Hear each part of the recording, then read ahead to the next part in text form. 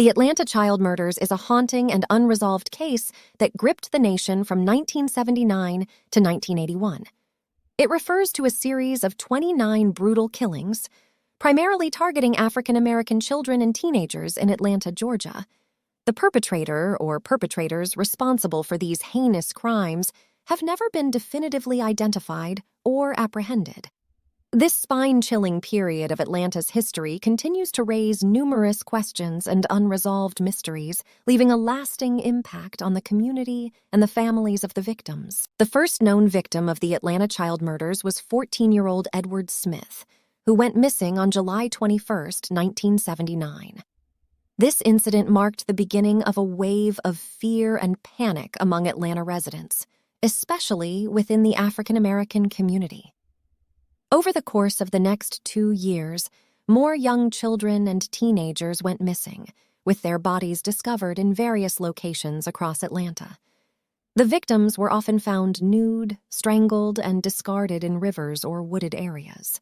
The brutality and methodical nature of the murders sent shockwaves throughout the city, leading to widespread fear and speculation. As the number of victims continued to rise, pressure mounted on law enforcement agencies to solve the case.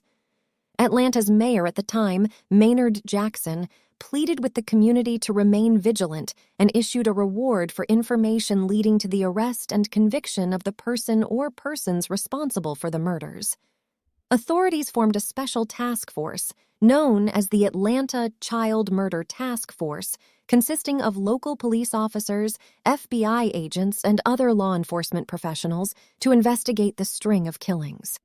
The task force worked tirelessly to uncover any leads or connections that could potentially lead to the identification of the killer. Wayne Williams, a 23-year-old aspiring music producer and freelance photographer, emerged as a significant person of interest in the case.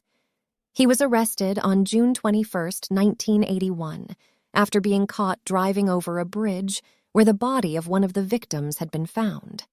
The subsequent investigation linked fibers from Williams's home and vehicle to those found on some of the victims' bodies. Additionally, eyewitnesses reported seeing Williams with several of the missing children before their disappearances.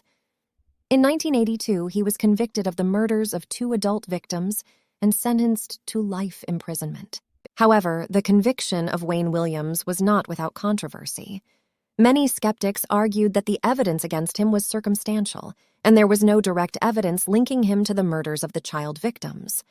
Some believed that law enforcement focused on Williams as a convenient suspect to close the case and alleviate public fear.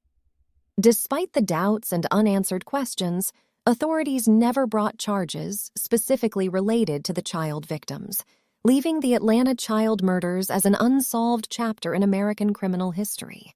The lingering mystery surrounding the Atlanta child murders has sparked countless theories and speculation. Some propose that multiple individuals were responsible for the killings, operating within a larger child trafficking network.